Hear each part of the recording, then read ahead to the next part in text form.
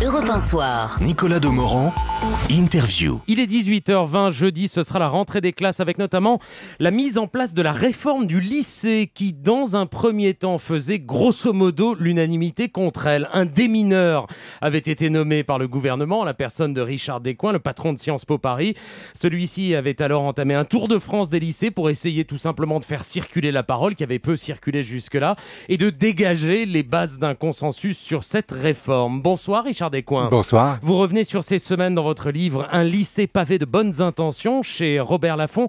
Pour commencer, juste pour préciser les choses, dites-nous en 2 mots quelle est la philosophie générale de cette réforme du lycée qui entre en application dans 2 jours. La philosophie générale, c'est d'avoir un lycée un peu plus juste. Ça se traduit par exemple très concrètement par le fait que le travail à la maison, qui fait la différence avec le collège, se fera en partie à l'intérieur du lycée. Or, le travail à la maison, c'est une des sources principales de l'inégalité entre les jeunes. Parce qu'il n'y a pas toujours de maison, il n'y a pas toujours des parents pour suivre le travail à la maison. Ni d'argent pour payer des cours particuliers. Pour les petits cours ou pour les entreprises de soutien scolaire. Ça, c'est fondamental. Deuxièmement, le ressourcement dans la voie technologique des séries industrielles. On parle très peu du lycée professionnel et très peu de la voie technologique. C'est essentiel si on veut maintenir des industries en France, et je crois que c'est le souhait de tout le monde, il faut avoir des jeunes très qualifiés, très adaptables au monde numérique dans 5 ans, dans 10 ans, dans 15 ans. Et la troisième chose, c'est qu'on puisse se réorienter sans redoubler. Franchement, dans ma génération, on pouvait changer d'avis quand on était au lycée, on n'était pas obligé de redoubler. Ces dernières années, c'était très difficile de passer dans la voie générale d'une série à une autre sans redoubler. C'est une amélioration que moi je trouve considérable. C'est une réforme d'ampleur, Richard Descoings, ou juste une série d'ajustements? Si elle entre en œuvre de façon effective et pérenne, c'est les 2 choses rares dans l'éducation nationale, si c'est effectif et pérenne, ce sera une réforme fondamentale. Et d'où vient ceci alors, Richard Descoings? Vous n'avez pas l'assurance que cette réforme entrera en vigueur? Bien sûr qu'elle va entrer en vigueur au sens où elle a été décidée par le ministre, Luc Châtel, elle a été adoptée par les conseils de l'éducation nationale. C'est assez rare pour qu'on le souligne, parce que généralement, le Conseil supérieur de l'éducation est rarement favorable aux réformes gouvernementales. Mais en revanche, tout va se passer lycée par lycée, établissement par établissement. Et je pense qu'une réforme, elle ne doit pas seulement être jugée aux intentions, elle doit être jugée aux résultats. Et ça, on a besoin de 2-3 ans. Le temps de l'éducation nationale, c'est un temps long. C'est un temps qui doit permettre aux professeurs et à toutes les personnes non enseignantes d'avoir le temps de travailler pour leurs élèves. Vous décrivez votre tour de France dans votre livre, Richard Descoings. Vous montrez au fond qu'il y a de l'argent pour les lycées, quels qu'ils soient. Vous montrez qu'il y a des personnels qui y travaillent, qui l'un dans l'autre sont plutôt heureux de faire leur métier. Bon, vous montrez qu'il y a des adolescents et des lycéens à l'intérieur de ces lycées, c'est bien normal, mais qu'on a un peu de mal à cerner ce qu'ils pensent véritablement. En même temps, ils ne sont pas au bagne. Donc, au fond, il y a tous les ingrédients pour que ça aille bien et il y a une espèce d'apathie, de morosité quand on pense au système scolaire et particulièrement au lycée. Comment on l'explique ça? Je pense que la principale explication, c'est qu'on a du mal à faire comprendre à un jeune qui a quelque part entre 15 et 18 ans le sens de ses études. Partout où je suis allé, dans 3/4 des départements français, dans plus de 80 lycées, la première chose que les jeunes disent, c'est à quoi ça sert? Quelle est la cohérence d'ensemble des enseignements que je vais recevoir en seconde, puis en première, puis en terminale.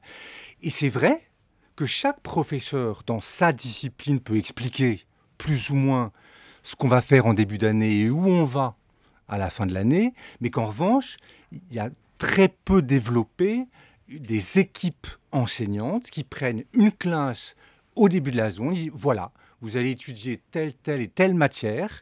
Voilà pourquoi on vous les fait étudier ensemble. Voilà ce qu'on espère, ça va vous apporter. Et voilà pourquoi c'est important que vous travaillez. Vous dites, Richard Descoings, et on va passer à la dimension prospective de votre livre, qu'il faut absolument qu'en 2012, les politiques se saisissent pendant la campagne présidentielle de la question éducative. Ça n'a pas été le cas lors des dernières élections présidentielles.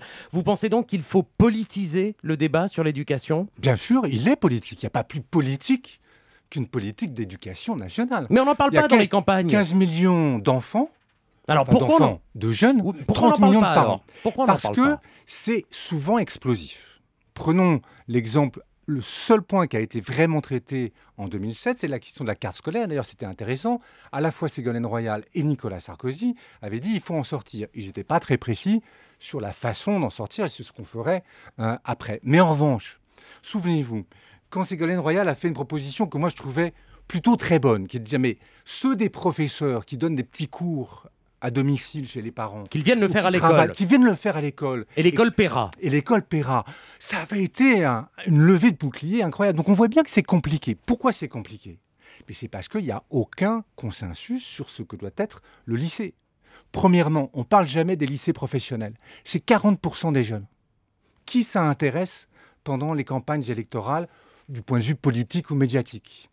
Ce qui nous intéresse, c'est est-ce que l'épreuve d'histoire au bac doit être à la fin de la classe de première ou en même temps que les autres en Là-dessus, terminale? c'est polémique nationale, alors Richard ça, Descoings, à ça, chaque c'est fois, passionnant. Hein. Mais en revanche, le devenir Hmm. des jeunes de la série industrielle, de la voie technologique, alors ça, qui en parle? Donc il faut politiser.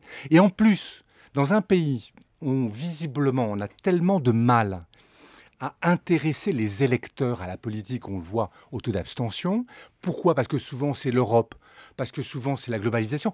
Là, c'est national. Notre éducation, elle est nationale. Et vous pensez, Richard Descoings, que ce sera le cas en 2012? Martine Aubry, dans son discours de clôture à La Rochelle, a dit que l'éducation pour les socialistes serait en tout cas l'un des thèmes forts de la campagne présidentielle. Vous pensez que ça peut percer pour la première fois depuis très longtemps dans le débat politique français? Je l'espère franchement. Parce que, d'abord, ça parle à tout le monde. Donc, chaque électrice et chaque électeur se sent directement concerné. Deuxièmement, ce sont des vrais choix budgétaires. Ce sont des vrais choix de décision qui peuvent se prendre à l'échelon de notre pays. Et troisièmement, parce que je pense que c'est le choix des électeurs qui peut seul donner la légitimité à un ministre d'agir. On est dans une démocratie. Si on croit à la démocratie, un ministre qui réussit, c'est un ministre qui met en œuvre le programme d'un parti politique ou d'une candidate. Vous parlez d'ailleurs comme un ministre, Richard Descoings, de l'Éducation nationale. Pourquoi avez-vous refusé le poste quand on a dit qu'il vous avait été proposé? C'est-à-dire il y a très peu de temps. Hein. Parce que, je ne suis pas politique et deux, je ne suis pas élu. Qu'est-ce que je veux dire quand je dis je ne suis pas politique? On peut faire de la politique à tous nos niveaux. Heureusement d'ailleurs qu'on n'a pas besoin d'être ministre pour faire de la politique. Qu'est-ce que c'est qu'une démocratie? C'est la prise de décision par la discussion. Moi, j'apporte ma pierre parmi d'autres. Des propositions parmi d'autres, elles ne vont pas faire l'unanimité, mais c'est ça qui fait vivre la démocratie. Et une démocratie meurt quand il n'y a pas de débat d'idées. Mais pour qu'il y ait un débat d'idées, eh ben, il faut lancer des pistes, il faut faire des propositions, il faut se mouiller, il faut prendre des coups. Ce n'est pas pour autant qu'on a envie d'être ministre.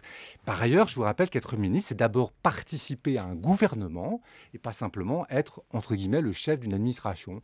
Et je n'ai pas forcément envie de défendre toute la politique du gouvernement. Voilà. Bon, bah écoutez, si celui qui nomme les gouvernements nous écoute, peut-être il saura que pour le remaniement sur le portefeuille de l'éducation, il faudra penser à quelqu'un d'autre. Merci Richard Descoings d'avoir été sur Europe 1 ce soir. Un lycée pavé de bonnes intentions est le titre de votre livre publié chez Robert Laffont.